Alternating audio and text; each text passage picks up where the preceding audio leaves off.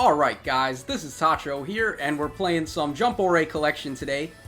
Actually, I wanted to record this video a couple of days ago, but I was having some pretty bad technical difficulties with the game, and for whatever reason, I could not log on. I don't even know why that was, because it was working just fine when the update dropped, and I was able to, of course, grind up my Seiya and Shonen Awaken him. But I had to post on the subreddit and ask for help if anyone knew how to get me onto the game, and somebody told me to use a VPN. So I'm using a VPN right now actually, and I have it linked to some account in Japan somewhere, so I have a Japanese connection to play the game, so that's pretty cool. Alright, so anyway, we have this update with Saint Seiya characters, and I'm going to go ahead and just briefly talk about it for a little bit. Most of you guys probably know what all the stuff is by now, since the update has been out for a couple of days. But anyway, we have this new banner here where you can summon a bunch of new characters from Saint Seiya, or aka Knights of the Zodiac, which was the original translation of the dub that I had seen first. It's a really old one though. It's like old school like stuff like Voltron and Thundercats. I used to watch Knights of the Zodiac back in the day. I don't remember a thing about it though, because it's such an old series that I just don't remember. But anyway, here we go. So we've got a 5% rate for 5-star units, and also an additional 2.5% chance for the pickup units, who happen to be from Saint Seiya, of course. And really, they gave out a free Seiya, which I'll talk about in a little bit, so I'm personally not too interested in this banner.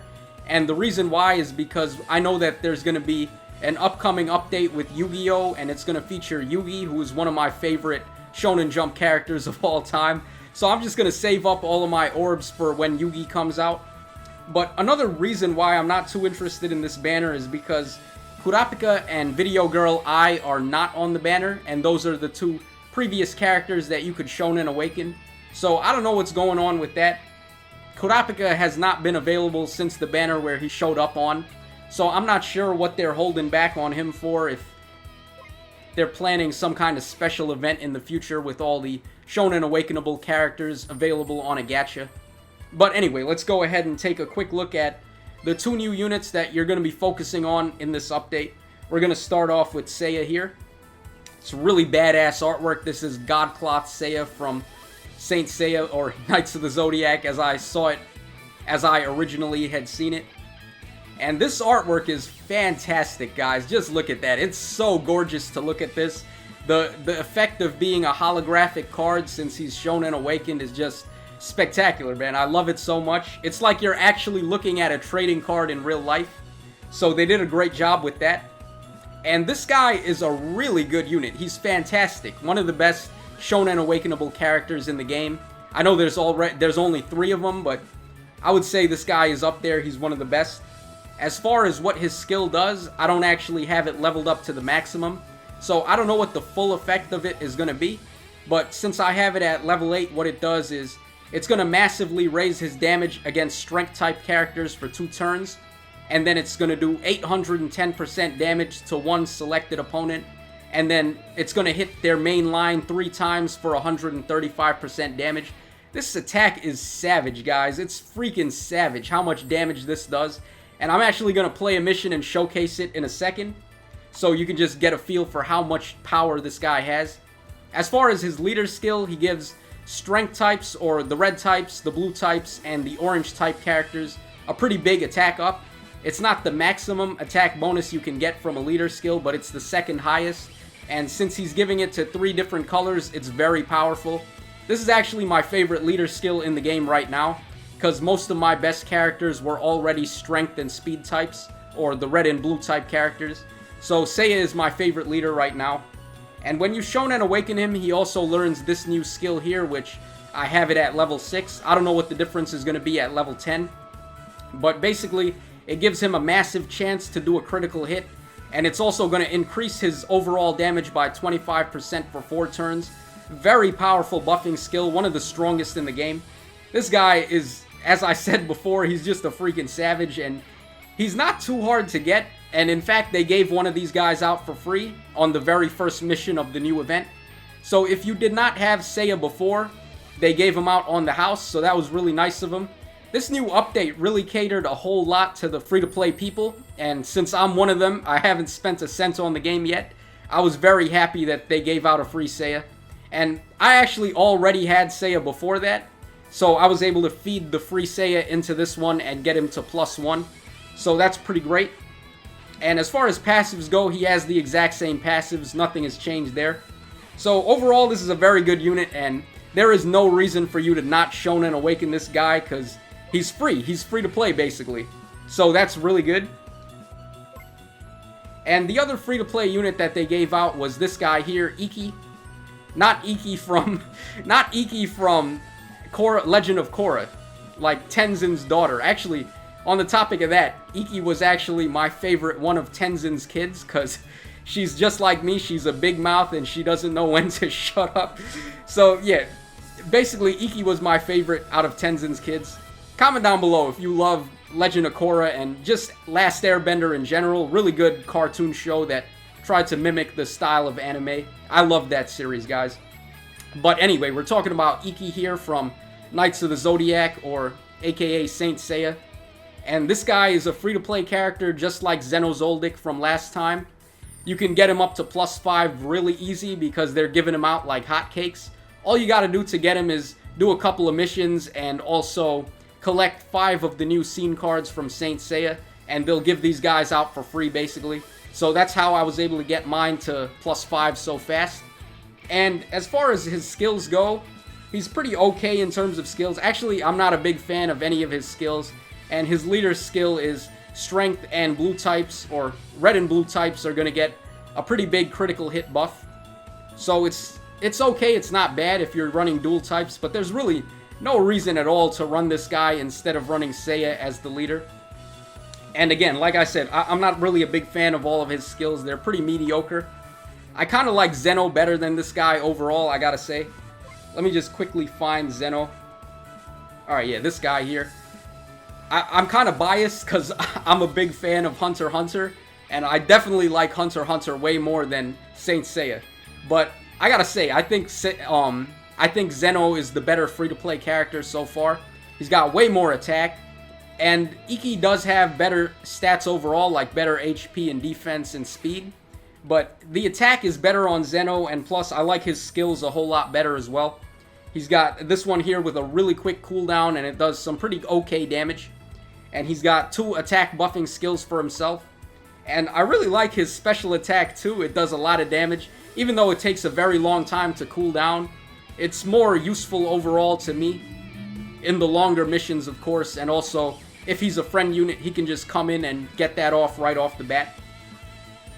But even though I made that sound like Zeno is miles ahead of this guy, he's really not. Stat-wise, this guy is better. It's just that I kind of prefer Zeno's skills a little more. But another good thing about this guy is that this passive skill here is going to give all your characters on your team that are from the Knights of the Zodiac series a pretty big attack up. So that's a nice passive skill on him. His other passives are like regular. I don't know what to say too much about them. This one boosts his own healing, and this one boosts his damage against a special type of opponent. So there's really not too much to say about this guy, but he's a very solid free-to-play unit, and just because you can get him to +5 right away, I would say he's worth it. Because look at my box. Aside from Zeno and Iki, I don't really have any other merge units. Of course, Seiya as well, because they gave him out for free, but none of my other 5 stars are merged at all. So just having Iki at +5 right off the bat makes him one of the best units in my box, even though he's not really that good. Or, I shouldn't say it like that. Like, I kind of downplayed him a bit there. He's good. He's not bad, but he's not, like, spectacular or anything like that. Alright, so let's go ahead and play an event now. We're going to play the toughest map on hard, Chapter 9 on the purple difficulty. It's really not that hard, and I'm just going to showcase my team a bit. Alright, we're going to take Saint Seiya as the friend. So this is my team. I've got a mix of strength and agility type characters. So basically the red and blue types. And like I said before, these are most of my best units in the game, most of my best attackers. So that's why I'm running them. Alright, yeah, look at that, man. 1,500 damage from Seiya and Sasuke there. Iki just did 1,800 damage as well. These guys are monsters. They hit so hard. And especially on this event too, because we have... On this event, there's a special, like, gimmick going on for the Saint Seiya units that increases their overall damage done to the opponents on these maps. So, I highly recommend, if you're farming for points, then definitely run a Saint Seiya team, because you're gonna do so much damage and farm it a whole lot faster. Alright, so here's the final boss, and I'm gonna kill him in literally one hit from Seiya's... Godcloth Seiya's ultimate attack here. Check this out. The Pegasus arrow is just gonna completely dominate this guy. Yeah, it's a one-hit kill, man. That's how powerful the Shonen Awaken Saint Seiya is. Do not mess with this guy. He's a straight-up badass. He's a G. So, okay, we got 30% points there. That's really nice. Okay, and we also won 2 medals. I highly recommend that if you're trying to farm the medals to awaken Saint Seiya, I would say actually get them as the drops on the map instead of paying for them in the points store. Because if you just get them for free by playing the mission, then it's not going to cost you any points. Like, this one medal in particular was not dropping for me, so I had to actually buy the ones that I needed to awaken my Seiya. But other than that, I would say do not spend any of your points on these medals. They're really not worth it. And they drop for free on the mission, so that's good enough. And they really made a good update to the points store, because as you can see here, as I'm scrolling through, you can buy all of these I was about to call them evolution materials, but no.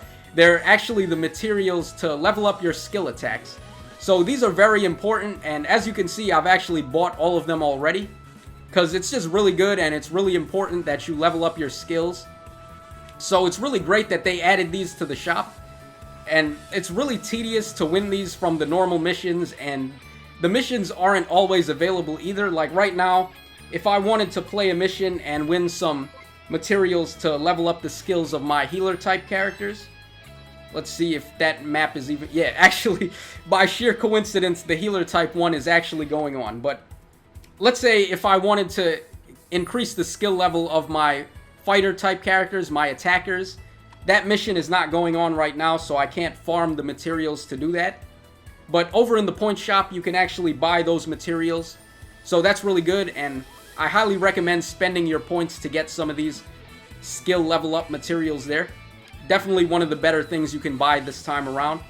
Also, another good thing to buy is this exclusive scene card up here. You can only get one of them, and it costs a lot of points, but it's definitely worth it. It's a pretty good scene card. And of course, also training materials. These are really good as well. I bought all of them already, and I use them to level up my Seiya and my Iki to make them really super badass. So that's another really cool thing. I actually have enough orbs to do a multi-summon right now if I wanted, but like I said, guys, I'm saving up for Yu-Gi and the Yu-Gi-Oh! Release, which I think that might actually be the next event coming up. I'm not 100% sure on that, but I remember seeing an image of Yugi and his attack with the Dark Magician, so it's pretty cool. I'm definitely saving up for that. But yeah, guys, that's going to wrap up the video. Hope you enjoyed it, and I know this video is really late, and I wanted to get this up earlier. It's just that I was having trouble logging into the game.